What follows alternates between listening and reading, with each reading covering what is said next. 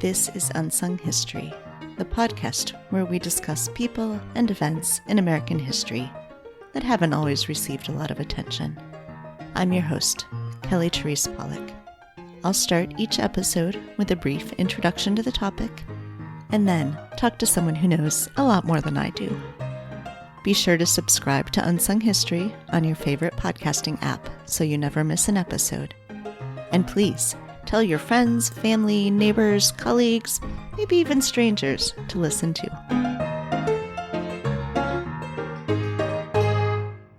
Amelia Jenks was born on May 27, 1818, in Homer, New York. One of 6 children born to Ananias and Lucy.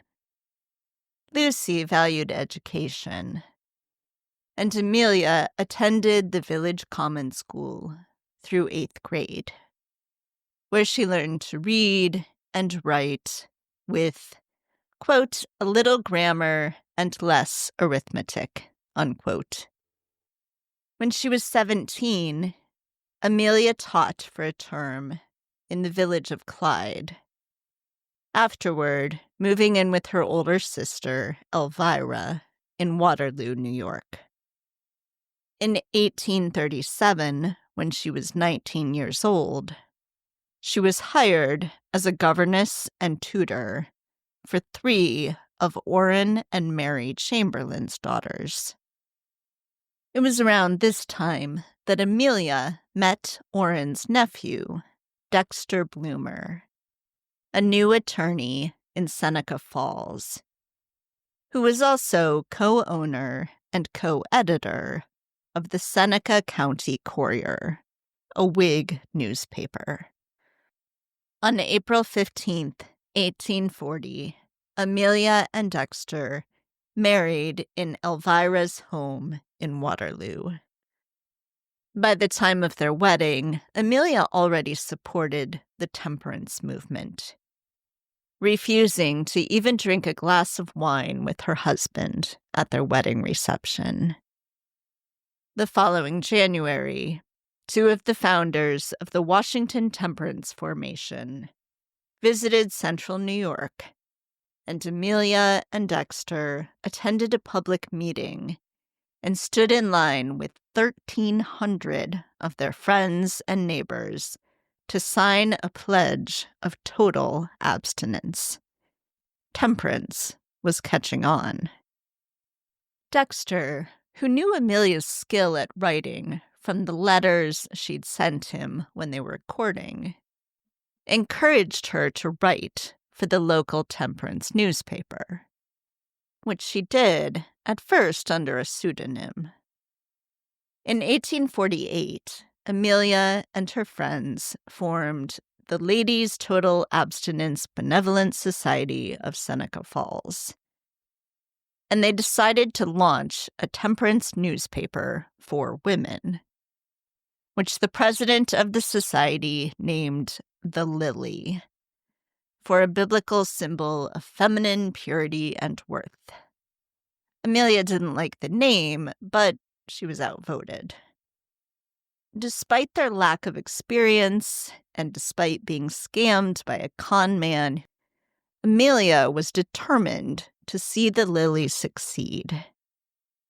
The first issue was published on New Year's Day, 1849, with a subhead that read, "A monthly journal devoted to temperance and literature, published by a committee of ladies, terms 50 cents a year in advance." Within a few months, Amelia's co-editor, Anna Madison, moved away, leaving Amelia on her own.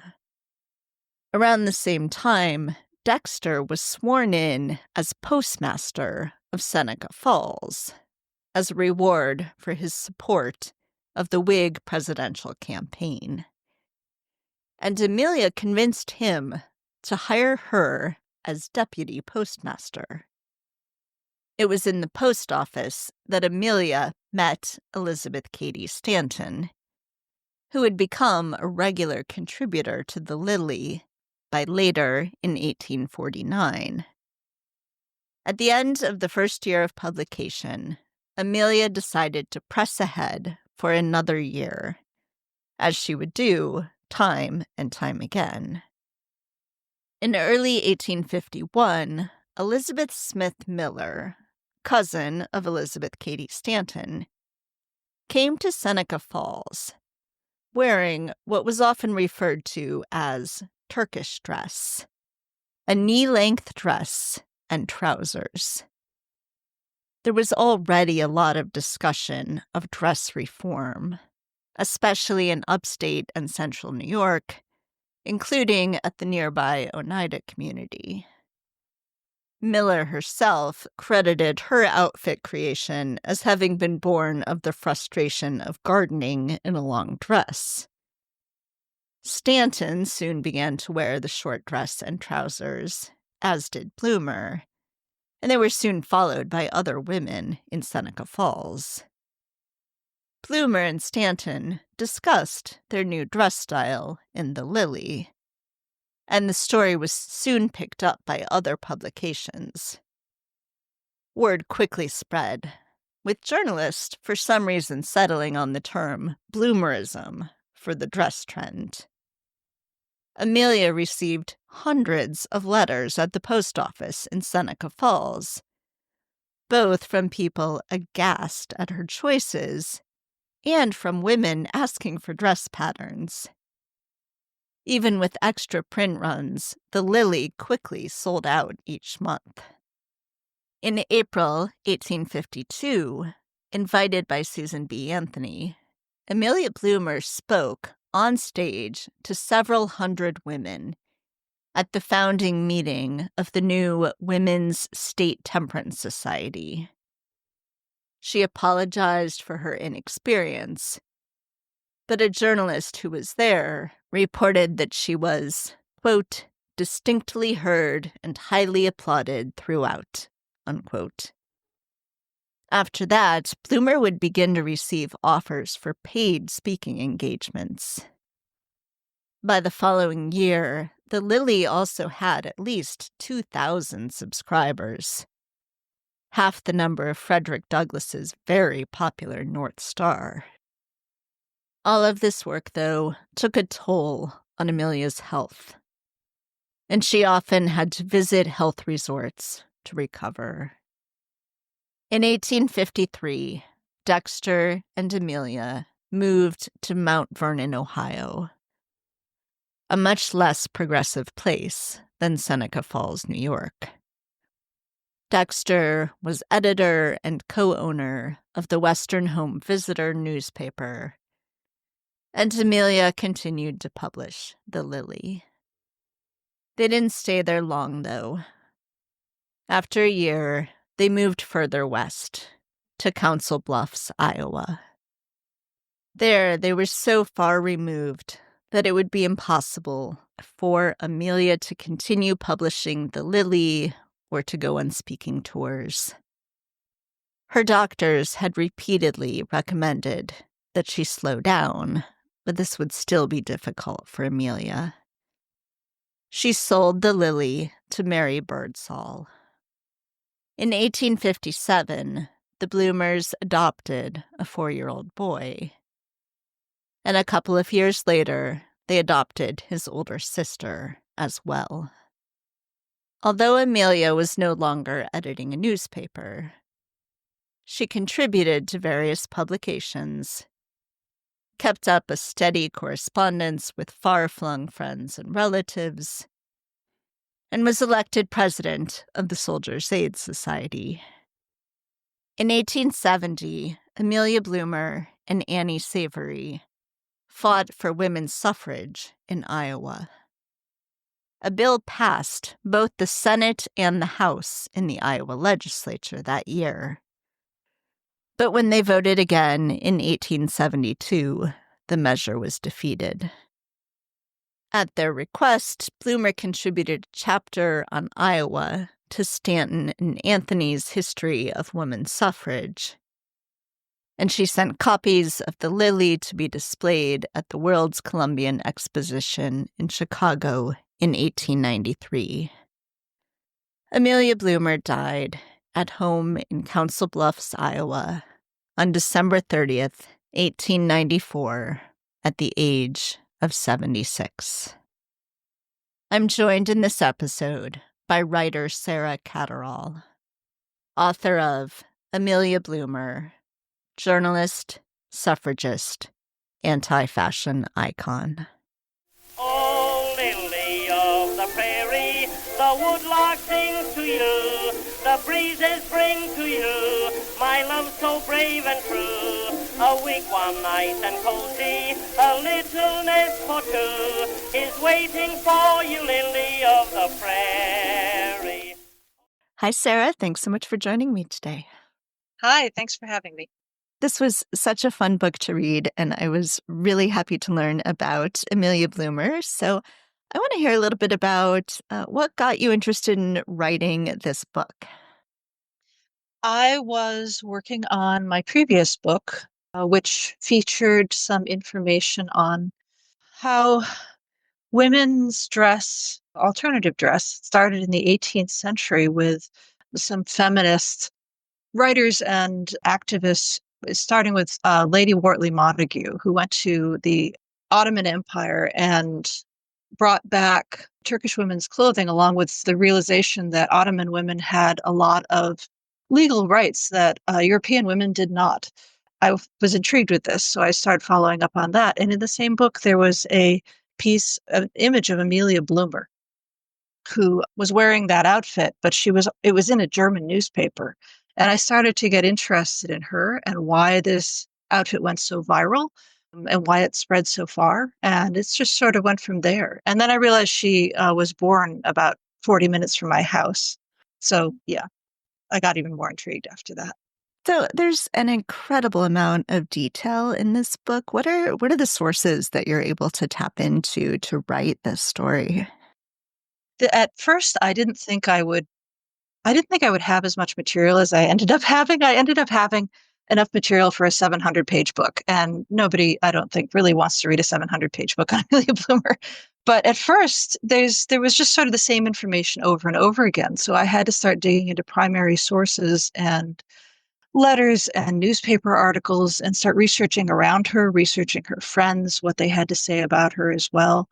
And the more I dug into the materials from her time, the more I realized there was out there. But there was, a lot of digging through old newspapers, scanned into databases. I'm very good at reading cursive at this point and reading very old print. Yeah. And I had to do some travel as well. I went out to Council Bluffs and Des Moines and looked at archives there.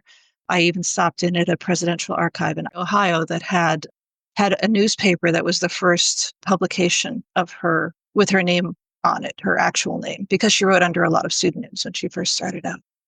All right, so let's talk about kind of the elephant in the room, so to speak. So Amelia Bloomer has this really incredible life. She's a journalist, she's a postmaster, she does these really amazing things.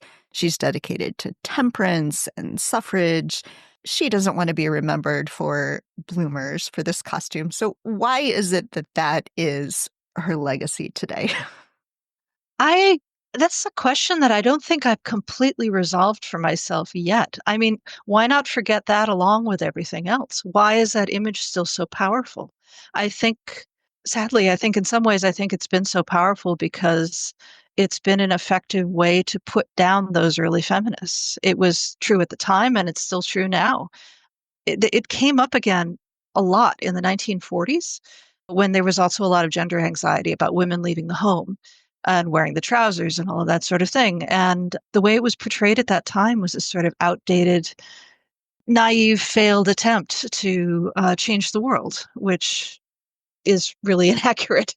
But yeah, I think there's something about it that I think feminists as well have used, some progressives as well, to just say this was a naive, failed attempt to change the world in the early, part of the century. And look how, we did it better later, and that's when we won, rather than seeing it as somebody that was built upon later, that she did important work that was important to the founding of the movement. So I mentioned temperance. This is another movement that she cares deeply about, another thing that's sort of discredited at this point, but it's really deeply important to her. So I wonder if you could talk some about why it's so important to her. And, it's not just some sort of moral cause to her, but it's something much deeper than that. Yes, I think studying her, I finally started to realize that temperance at least began as it was a movement that started because drinking at that time was as bad, really, as our opioid epidemic now. It was a really severe social and public health problem. And temperance was promoted through the churches because that was a good, organized, institutional place to go to get the word out to people.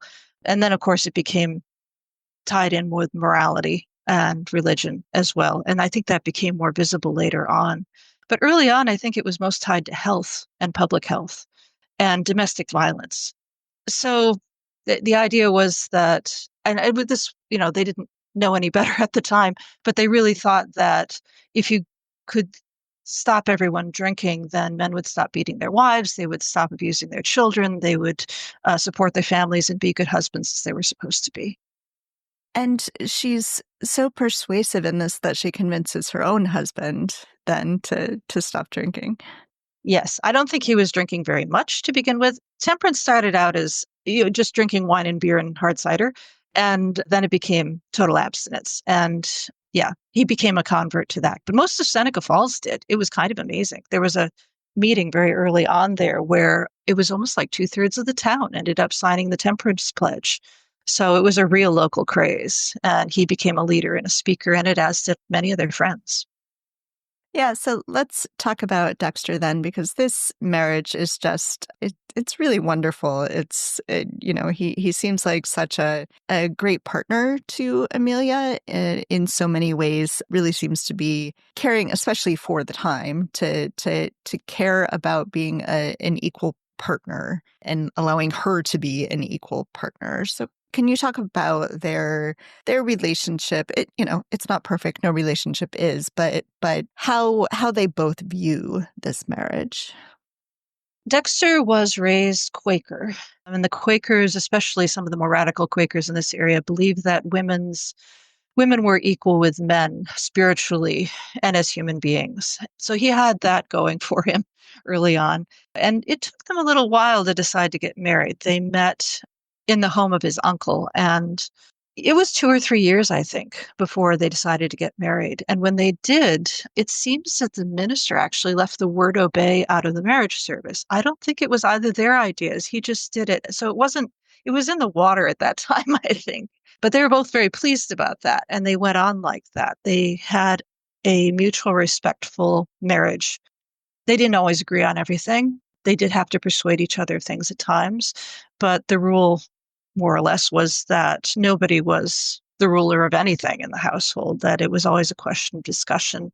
And, if you were going to do something that would affect the other person, asking them and getting permission and discussing it first.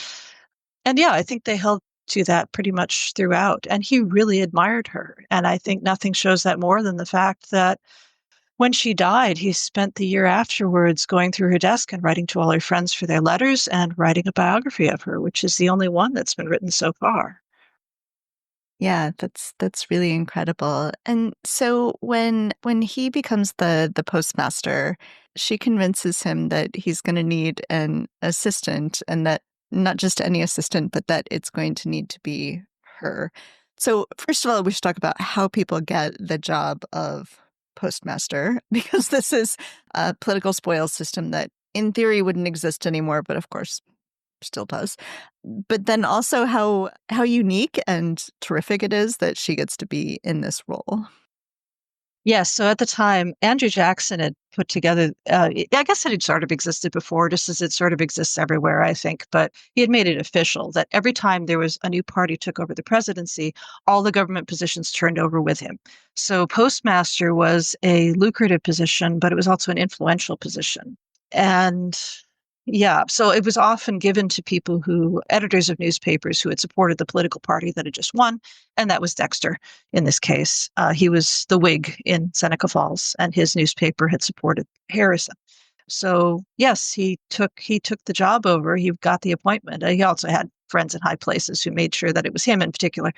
And then yes, the job came with a deputy position, and she thought that it would be a good example to have a woman in that position. And he really wasn't sure. He thought, he was like, oh, what'll people say? I don't mind, and she talked him into it. And then she's able to use that job then not just, to have a job, but to actually makes a salon, like a reading room out of the post office. Yes, the job came with a little office right off the lobby. So women were coming in. She had started the Lily at that point. I imagine that, people they would have things to say to her about articles. And because there was a woman in the post office, more women felt comfortable coming in to get their mail every day. So she, saw the opportunity and set up her office as a little reading room. And being in the post office and having all these subscriptions coming there, they could lay them out on the tables and people could come in and read them who couldn't afford the subscriptions themselves. Women specifically, yeah. Yeah, so you just mentioned the Lily. So let's talk about the Lily. What's the origin of this paper, which runs for a really long time and is incredibly influential in its time, even if it's largely forgotten now? Yeah, so it started with temperance. Bloomer and her friends and mostly people that she knew from church, actually, put together a temperance committee that was sort of an auxiliary to the men's. And they met regularly and did charity work mostly. But then they had the idea of having a little newspaper. And Amelia Bloomer had been writing for a little while now with the encouragement of her husband for temperance papers.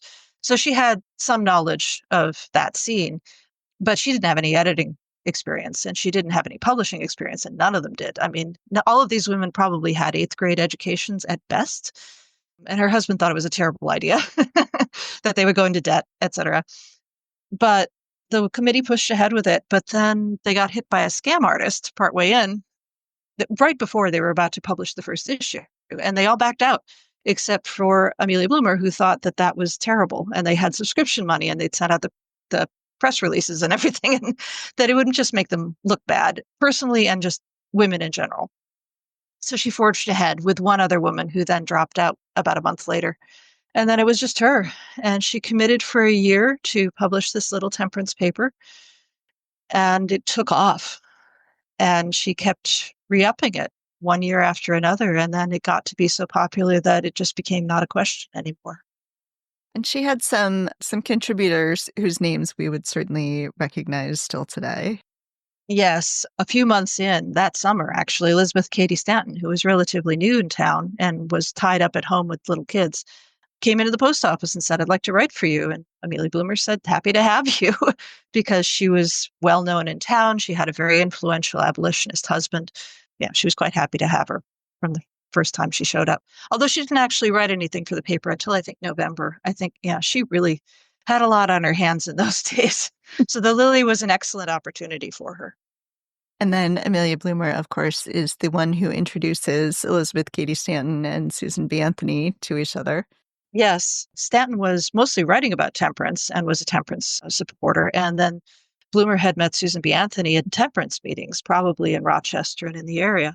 So yes, Anthony came down to Seneca Falls following some speakers that she wanted to see again, and Stanton was hosting them. So Anthony and Bloomer hung out on the street corner until Stanton appeared and Bloomer made the introduction.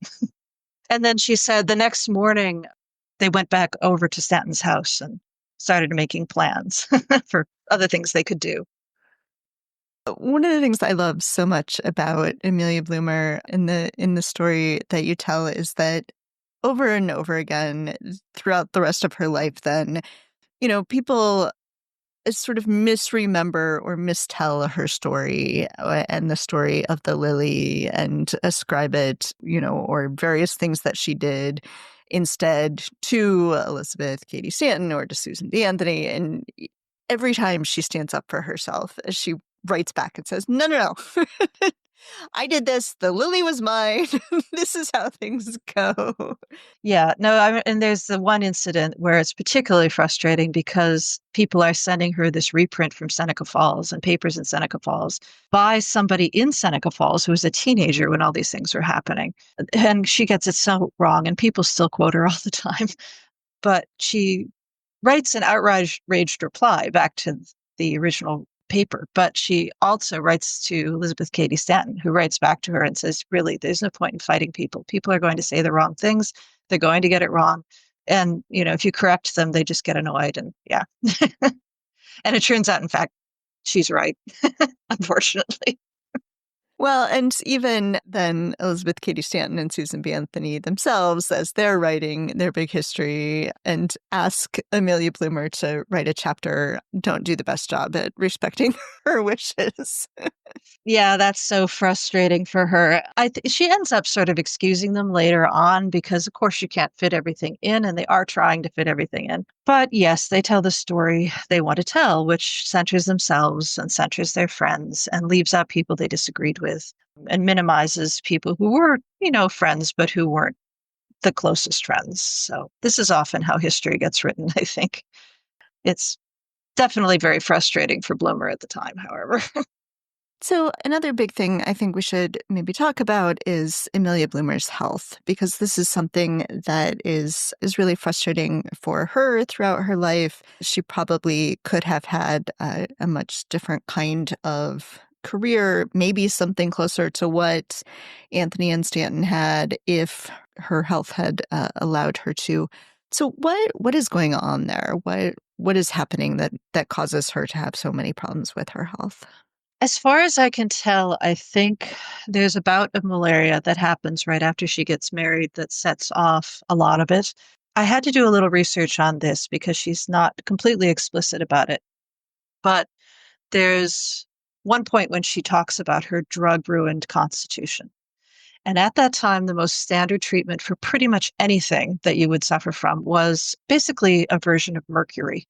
And they would give it to you until you started to show signs of mercury poisoning, which meant drooling, your teeth would loosen, you could have cognitive problems, gastrointestinal problems, nervous system damage, and a lot of this could be permanent, ongoing.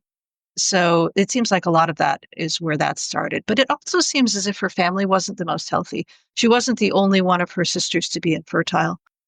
There's a lot that could have been going on there. But what it comes down to is that she had gastrointestinal and severe, like daily headaches pretty much all her life. And it seems that stress and exhaustion made it worse. But she also tended to drive herself very hard. She said a lot of her friends didn't even know that she was sick. Only her near and dear did. And I remember when she got very old, her husband commented that she finally got, after I think she'd had a stroke or something, she finally slowed down enough that her husband could keep up with her on their walks. And she was about 5'1" and he was about 6'1". So she was a very driven person. She was very determined to try to do everything she could, despite being sick. But of course, it did catch up with her at times. She had to take long breaks. Then they move west, first to Ohio and then to Iowa. And it seems like maybe the one time in their lives that Dexter sort of maybe doesn't totally consult her and does what he thinks is best for her is when he decides that they're going to move to Council Bluffs. Iowa does not feel like the West at this point, perhaps, but at that point, Iowa is like the frontier, right? So what would this move have been like for them? Oh, yeah. I mean, I think the agreement to move west initially, I think she did agree on that, the move to Ohio, because she could still keep her paper going in that situation. But I think it probably became pretty clear that it wasn't far enough a move. She kept going with her lecture tours. It's continued to be a big problem for her in terms of her health. So I think it was also just his fantasy. Yes. I mean, he had always wanted to move further west. He was very attracted to that. So he goes out on a trip to scout out the far frontier, and he goes out as far as the Nebraska territory, which wasn't a state at that point, and loops back around. And Council Bluffs is the last town on the edge of the United States, the states themselves at that point. And he buys a house there and writes home that he's bought a house. And yeah, I imagine that was a bit of a surprise. And especially when she gets there and it turns out to be a 2-room house with no kitchen. I'm sure that was not thrilling. And it's also out beyond the railroad a long way. The railroad doesn't reach them for another 10 years. So she is on an enforced break for that long. And she has to give up her paper at that point because there's plenty of printing presses in Council Bluffs, but no way to distribute regularly. And Council Bluffs is the most Wild West town at that point. It is full of saloons. It is full of gambling houses. It would probably be a bit of a nightmare for her. She would be starting over absolutely from scratch with temperance and with everything else. The contrast with, progressive, bright thinking, temperate Seneca Falls couldn't be any greater, I think. But in true Amelia Bloomer fashion, she makes it work.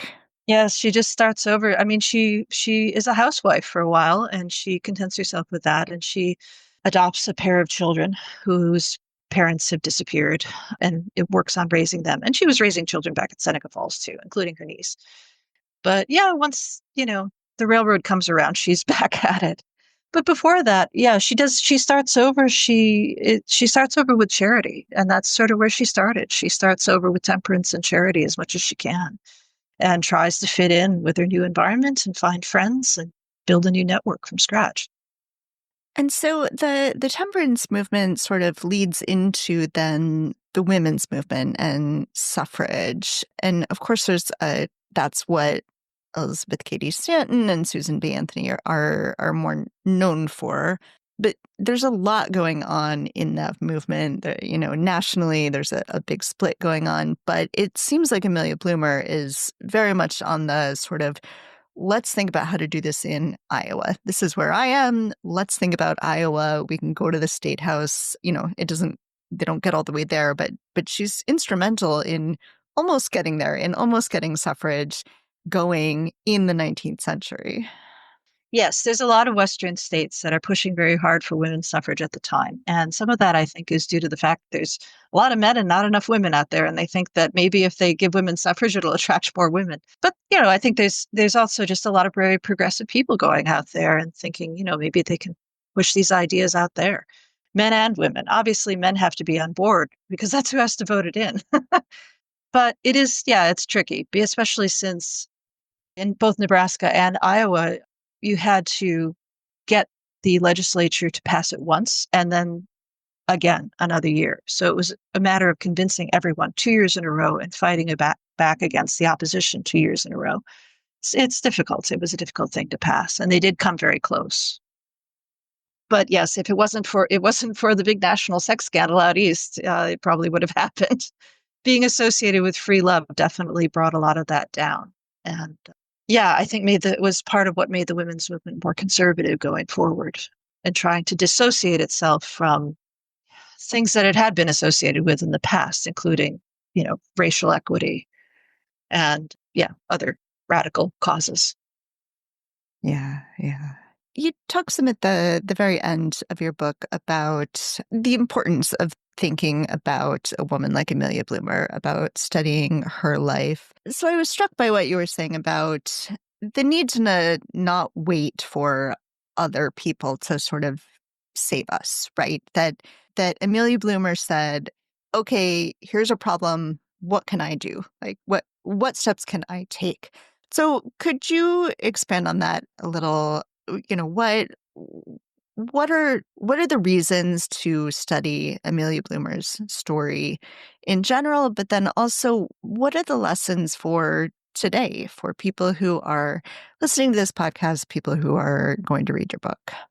Yes, I think that a lot of the time when we look at history, we look at people who won, the people who were successful, but often those people have decades and sometimes generations of thinkers and activists behind them who were driving toward this final success. And often we ourselves find ourselves in the position of being at a point when either things are just starting or things are at a low point and it doesn't look like we're ever going to win. And Bloomer's approach to all of this was always, this is what's right. This is what I believe is right. what needs to be done? What's the next step? So she started with temperance, and then she realized that temperance also was involved with a lot of other women's issues in terms of, getting jobs, having custody of their children, being able to be independent. And then, yeah, so she would ask around and she would say, okay, how do you do this? Ask a man, ask, whoever happened to know that she had access to, and figure it out and go forward. And some of those meetings are very messy. They were not ideal. People said things that, maybe people would wish they hadn't said. And she went to meetings where she and Susan B. Anthony were completely shouted down and they couldn't say a word. And they were sitting there with the men in the room shouting over their heads about the subject that they were experts on. And she, with the Lily, she had a lot of pushback. And she repeatedly would say, I am not an expert. I am not the best writer. I'm just doing the best I can. But I think that she's a wonderful role model for diving in and figuring it out. I think a lot of the time people think that politics or even local politics is something for experts, that you have to already have degrees and have experience. And no, actually you don't. You can just figure it out. It can take a rhinoceros hide, obviously. But a lot of these women didn't have that either. They had their 8th grade educations, and they had been brought up from smallest children to believe that they should never be seen or heard in public. So they had a lot to get past internally, not just externally. They had to believe themselves that a good woman could get out in public and speak her mind and that this was the right thing to do. Well, it's a fantastic book, so please tell listeners how they can get a copy. You can get a copy anywhere that you ordinarily buy books, your local bookstore, online. I always recommend Bookshop to people to try to find a good place to support to buy your books. And you can buy it directly from the publisher, too. They are online also at Belt Publishing. Is there anything else you wanted to make sure we talk about?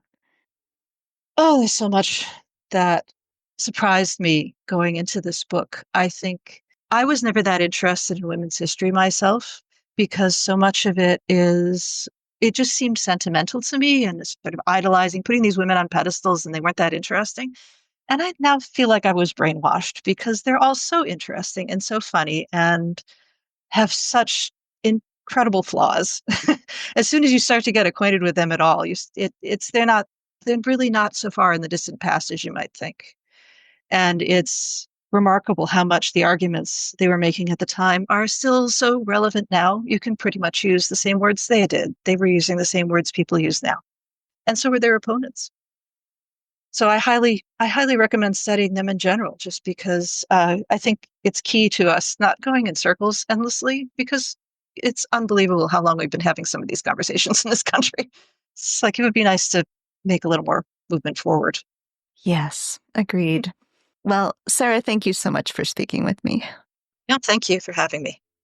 Oh, lily of the prairie, the woodlark sings to you, the breezes bring to you, my love so brave and true. Oh, wait one night and cozy, a little nest for two is waiting for you, lily of the prairie.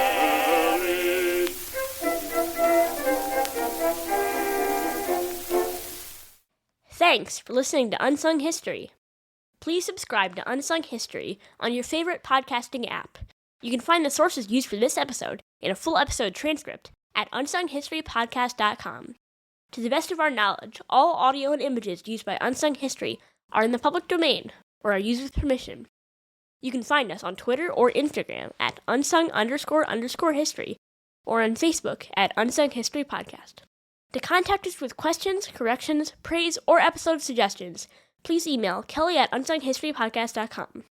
If you enjoyed this podcast, please rate, review, and tell everyone you know. Bye!